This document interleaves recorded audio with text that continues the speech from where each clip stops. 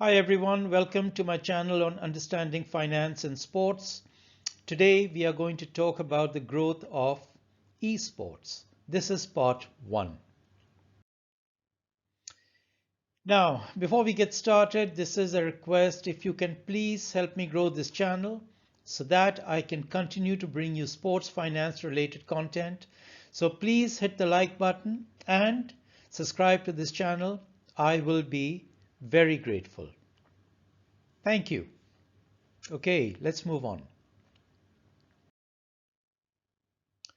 So, what is esport? It's electronic sport.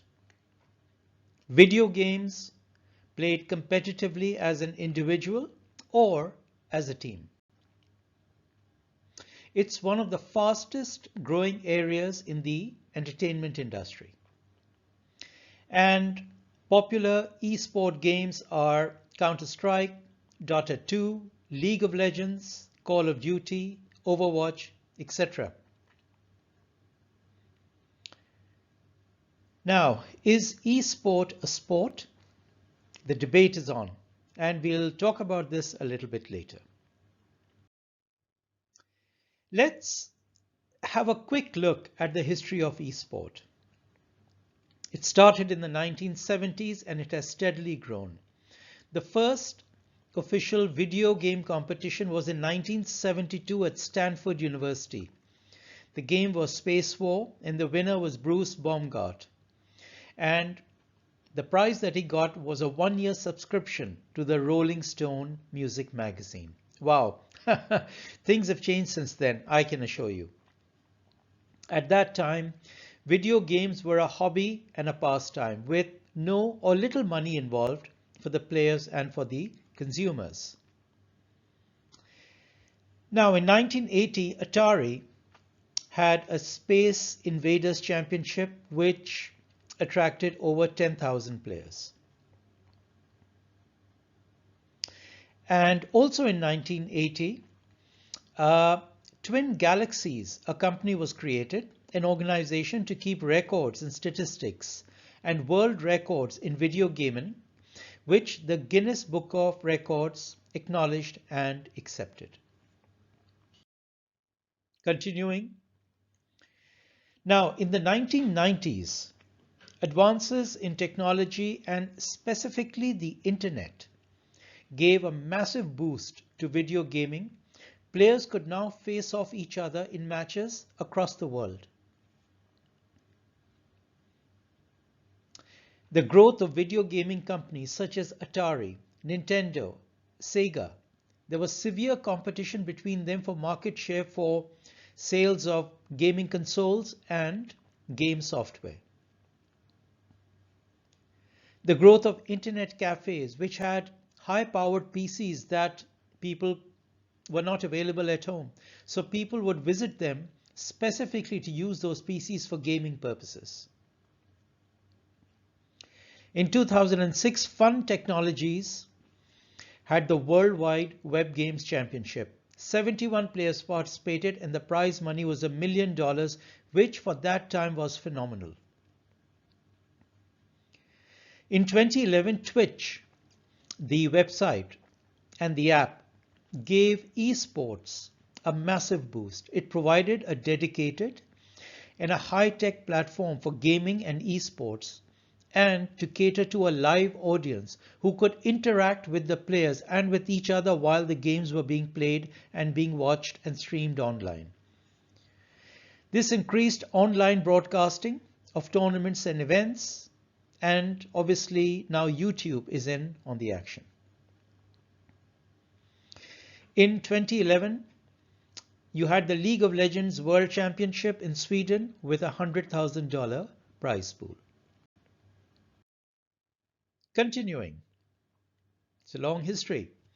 Now, South Korea has played a huge role in the development of the industry. It is the capital of esports, the mecca of esports.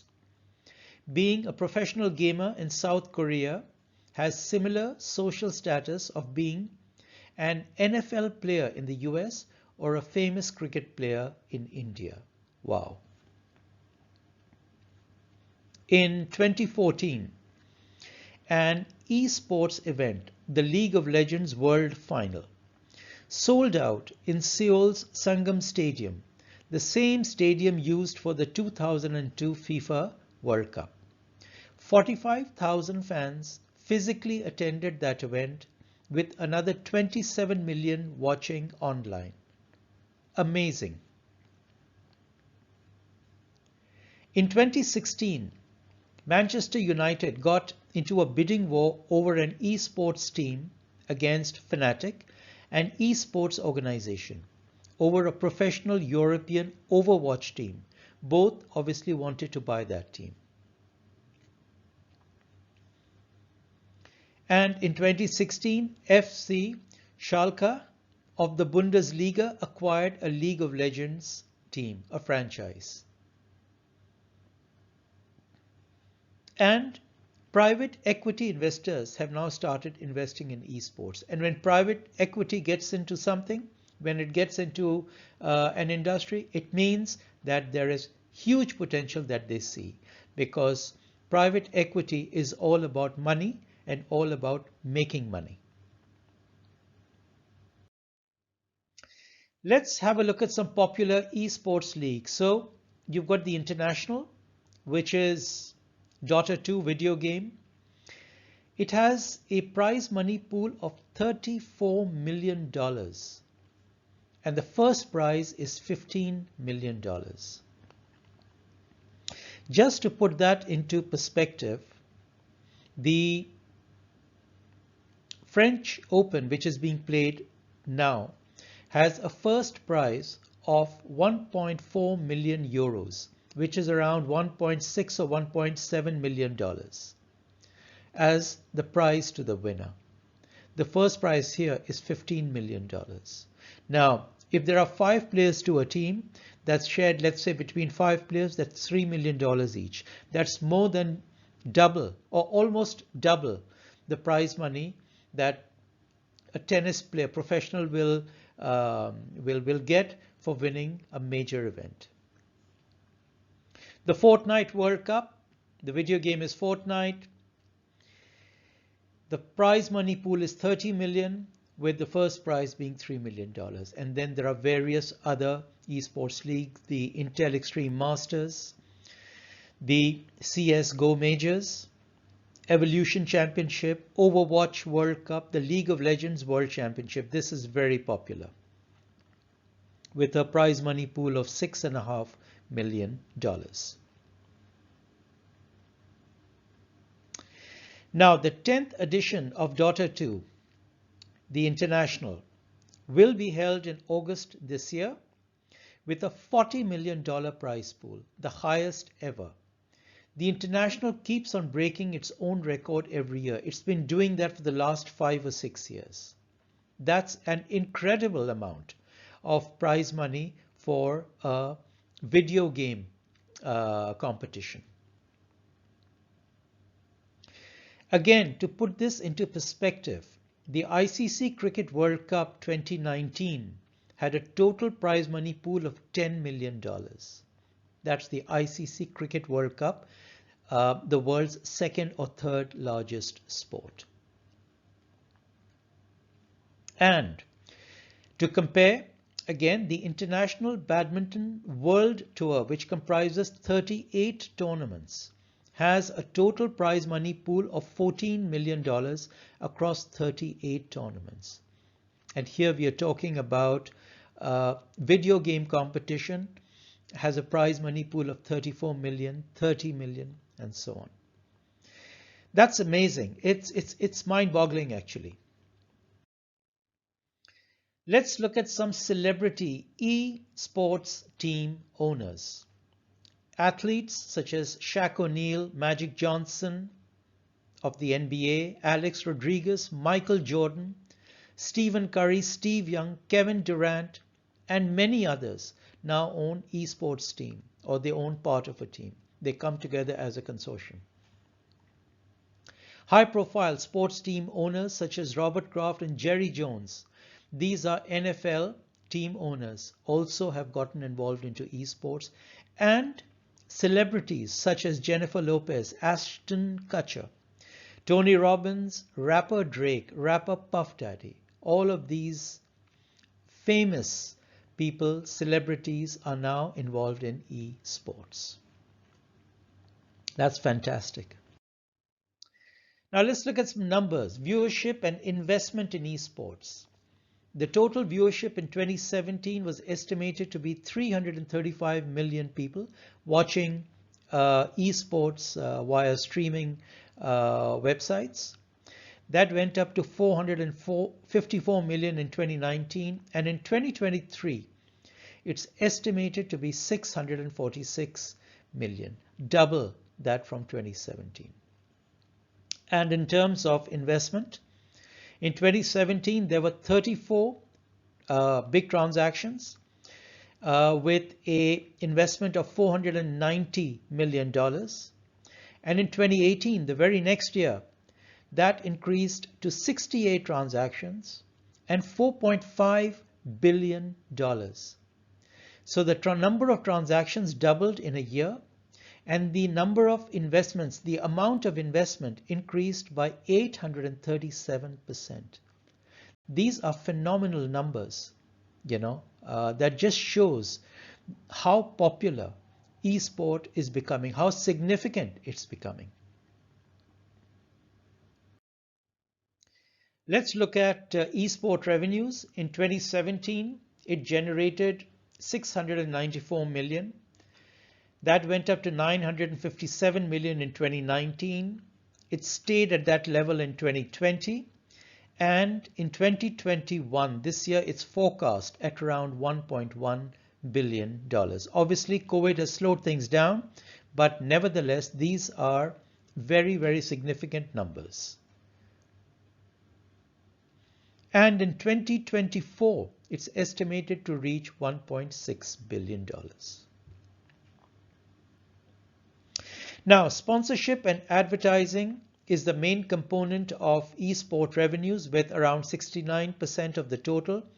And then you've got other revenue streams emanating from media rights, live event ticket sales, merchandise sales, in-game purchases, etc. So in 2021, sponsorship accounted for 641 million out of the 1.1 billion. Media rights, 193 million. Publisher fees, 127 million. Merchandise and ticket sales, 67 million. Now, which are some of the companies involved in esports? As sponsors: Red Bull, Comcast Xfinity, Intel, Honda, Pepsi, Coca-Cola, the US Air Force, Kraft Group, Disney's Marvel, Mercedes-Benz. All very, very well-known names. And what are some of the well-known esport and video gaming companies? Electronic Arts, Activation Blizzard, Take-Two Interactive Software, Nintendo, Google, Microsoft, Tencent, Nvidia, Taiwan Semiconductor, Intel, Sony, AMD, Zynga, Sea Limited, Roblox, Unity Software. Let's look at the growth of esport companies over the years. Electronic Arts in 2016 had a share price of $76. It's a public company. In 2021, it had a share price of $143, up 88% in 5 years. Activation Blizzard, up 160% in 5 years. Take-Two Interactive, up 378% in 5 years. Nintendo, up 346% in 5 years. I mean, can you imagine if you had invested in these companies back in 2016 and you had a return of 346% over that time? Now, instead of investing in one company, what if you invested in a portfolio of gaming companies? The sort of list that we saw a couple of slides ago. If you had invested $10,000 in 2019, in March 2019, in a portfolio of gaming companies, let's say 1 share each of every company, today, after 2 years, you'd have your $10,000 would have grown to around $30,000. That's a return of 200% in just the last 2 years. It's phenomenal.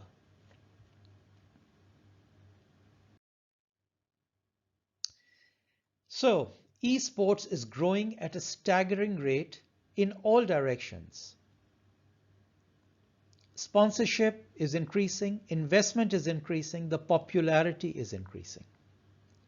And today, viewership for esport is beginning to challenge viewership for traditional sport. It's already gone way ahead of most of the traditional sports. It's still behind probably the top 4 or 5 sports such as football, cricket, rugby, etc.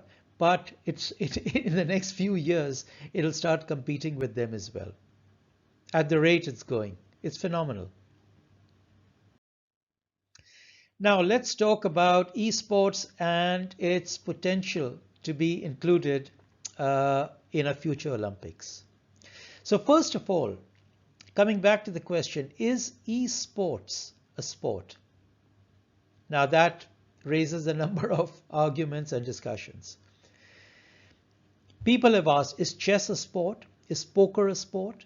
Is bridge a sport? I mean, these are all traditional games for which there are world championships. It requires a lot of skill. You need to be physically fit actually to play a chess tournament. Are these sports? Esport is a video game, and it's now knocking on the doors of being considered a sport. So what do you think? Is it a sport? Well, apparently it is, and that's the direction in which it's heading. Why? Universities in the US have esport teams and esports programs, and gamers are now treated as other athletes and given scholarships. So the University of California recruits some of the best video gamers around the world and offers them scholarships. UCI hopes that participating in esports will allow students to engage in various aspects within the gaming world: game development, graphic design, marketing, video production. Amazing. Wow. So if you're a good gamer, chances are that you are eligible to get a scholarship to a top US university. Amazing.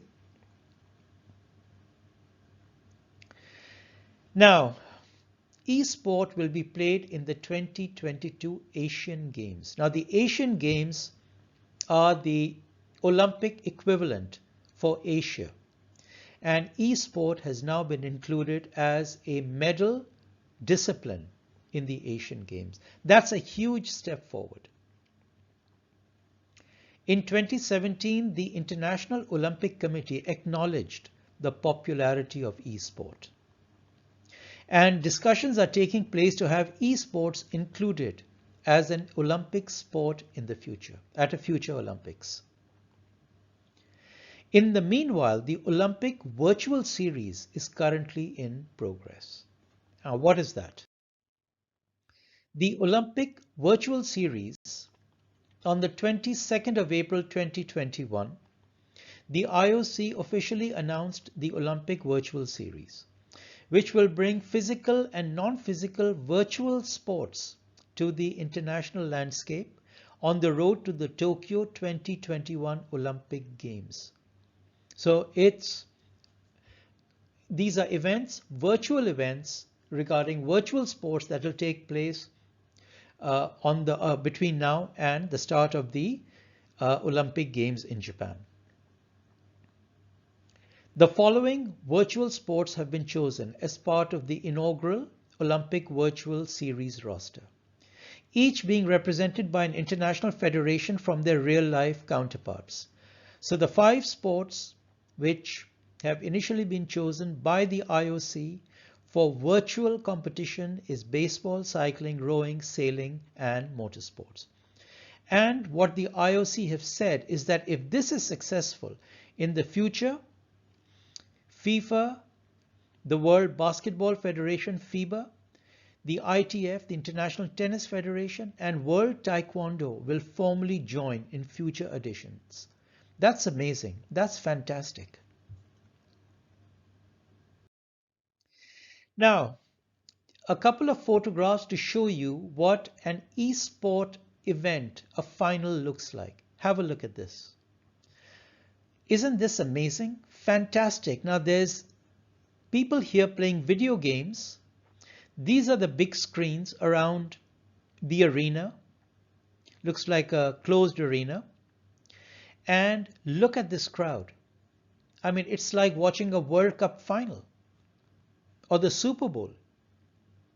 Let's have another photo. Look at this. I mean, just it's mind-boggling. Look at, I mean, just imagine the atmosphere. Imagine the exuberance, the excitement, the big screens. Look at the colors. Look at the way it's been done, and it's completely sold out. It's absolutely amazing. So, end of part one. Thank you for being here, and I hope you enjoyed this little intro to eSport finances. Thank you so much for watching, and I will be back with part two in a few weeks. In the meanwhile, this is Faisal signing out. Take lots of care.